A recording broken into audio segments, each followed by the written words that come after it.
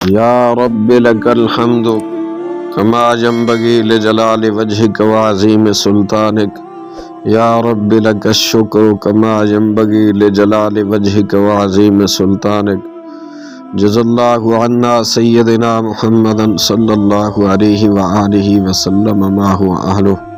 کروڑوں درود، اربوں کھربوں سلام سید الانبیاء شافع محشر ساقی کوثر صلی اللہ تعالی علیہ وآلہ وسلم کی ذات اقدس پر، آپ کے اولاد اطہار پر، اصحاب رسول پر، اہل بیت رسول رضوان اللہ علیہم اجمعین پر۔ برادران اسلام، سیدۃ النساء اہل الجنہ حضرت سیدہ طیبہ طاہرہ راکعہ ساجدہ فاطمۃ الزہرا سلام اللہ علیہا، آپ کی بارگاہ میں آج کی اس نشست میں نذرانہ عقیدت عرض کرنے لگے ہیں۔ معزز سامعین، نبی اکرم نور مجسم صلی اللہ علیہ وآلہ وسلم اکثر آپ صلی اللہ علیہ وآلہ وسلم حضرت فاطمہ رضی اللہ عنہا کی پاکیزہ مہک کو سونگھتے تو فرماتے، فاطمہ تو حوراء انسیہ، یعنی فاطمہ تو انسانی حور ہے۔ الروض الفائق فی المواعظ والرقائق، صفحہ نمبر 274۔ آپ نے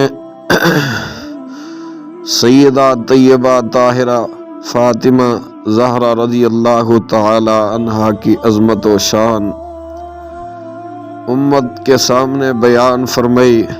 دیکھیے کہ آپ اپنی والدہ محترمہ کے بطن اقدس میں ہی اپنے والد گرامی اور ہمارے پیارے آقا و مولا صلی اللہ علیہ وآلہ وسلم کے صادق و امین ہونے کی گواہی دیتی تھی۔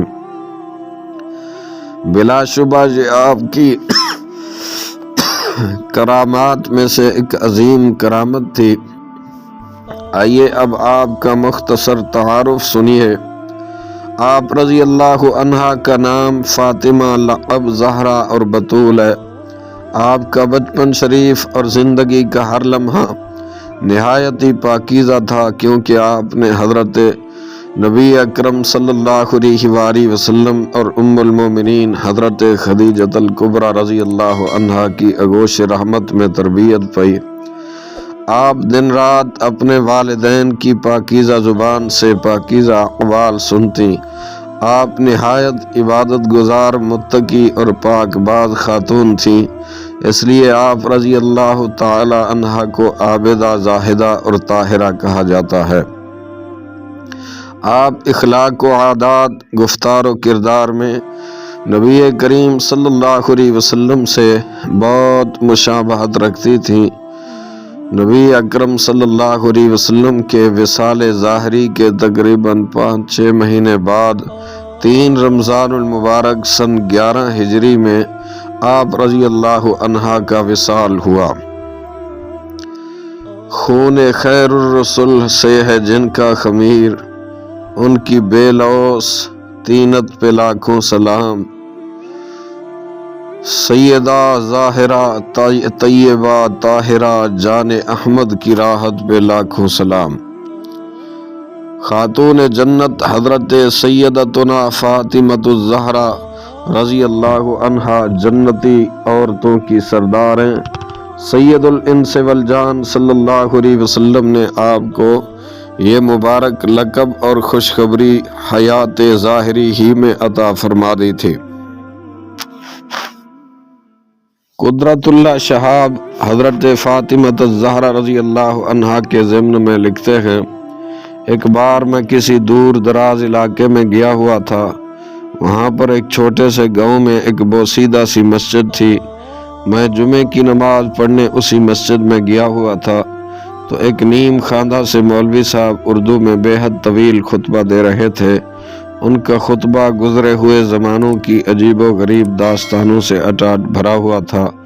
کسی کہانی پر ہنسنے کو جی چاہتا تو کسی پر حیرت ہوتی تھی، لیکن ایک داستان کچھ ایسے انداز سے سنائی کہ تھوڑی سی رکت طاری کر کے وہ سیدھی میرے دل میں اتر گئی۔ یہ قصہ ایک باپ اور بیٹی کی باہمی محبت و احترام کا تھا۔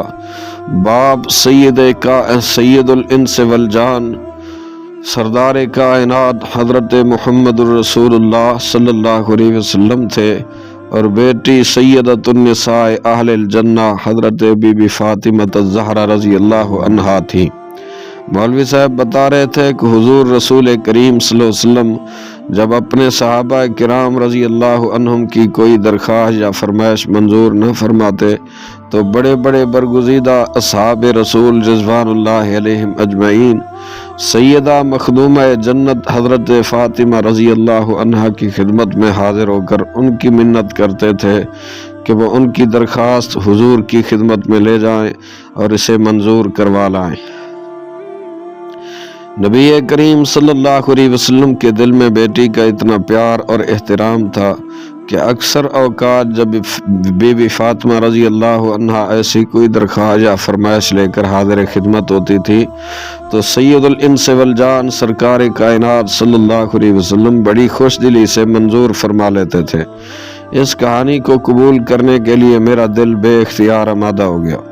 جمعہ کی نماز کے بعد میں اسی بسیدہ سی مسجد میں بیٹھ کر نوافل پڑھتا رہا۔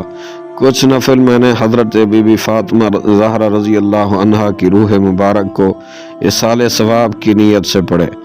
پھر میں نے پوری یکسوئی سے گڑ گڑا کر یہ دعا مانگی کہ یا اللہ، میں نہیں جانتا کہ یہ داستان صحیح ہے یا غلط، لیکن میرا دل گواہی دیتا ہے کہ تیرے آخری رسول کے دل میں اپنی بیٹی خاتون جنت کے لیے اس سے بھی کہیں زیادہ محبت اور عزت کا جذبہ موجزن ہوگا۔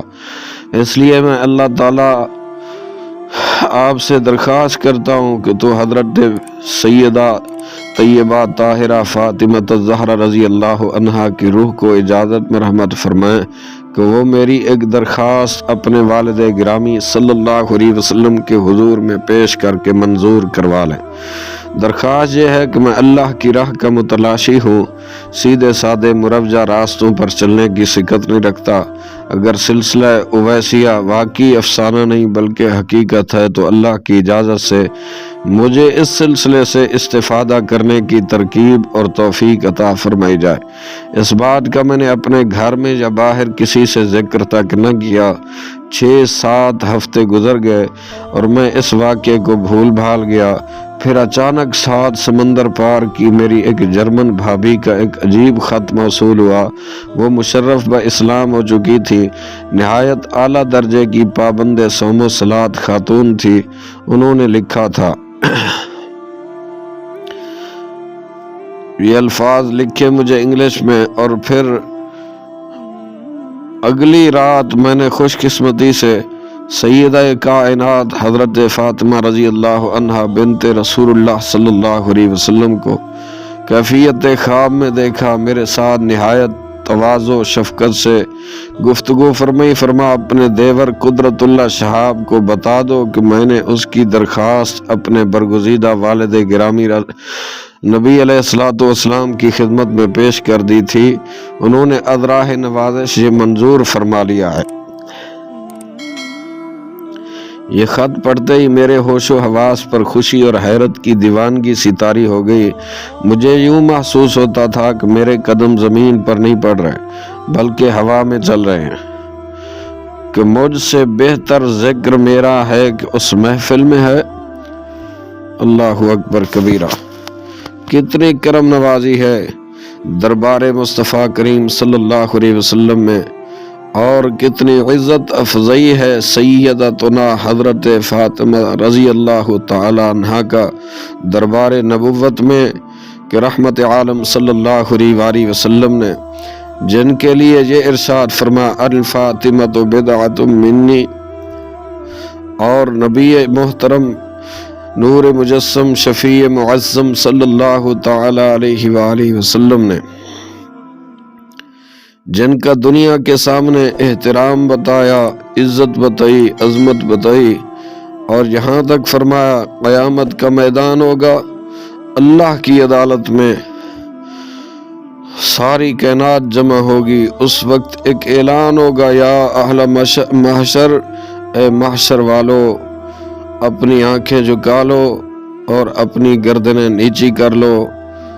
رسول کائنات فخر موجودات صلی اللہ علیہ وآلہ وسلم کی شہزادی تشریف لا رہی ہے، تو رحمت عالم صلی اللہ علیہ وآلہ وسلم کی اس مبارک شہزادی کی عظمتوں کے کیا کہنے۔ ہمیں چاہیے کہ زیادہ سے زیادہ اعمال بطور ہدایہ حضرت خاتون جنت سلام اللہ علیہ کی بارگاہ میں پیش کریں، اور اللہ کی بارگاہ میں اللہ کے سچے رسول صلی اللہ علیہ وسلم کو سفارشی بنا کر اپنی تمام مرادیں بر لائیں۔ اللہ کریم ہم سب کو اعمال خیر کی توفیق نصیب فرمائے۔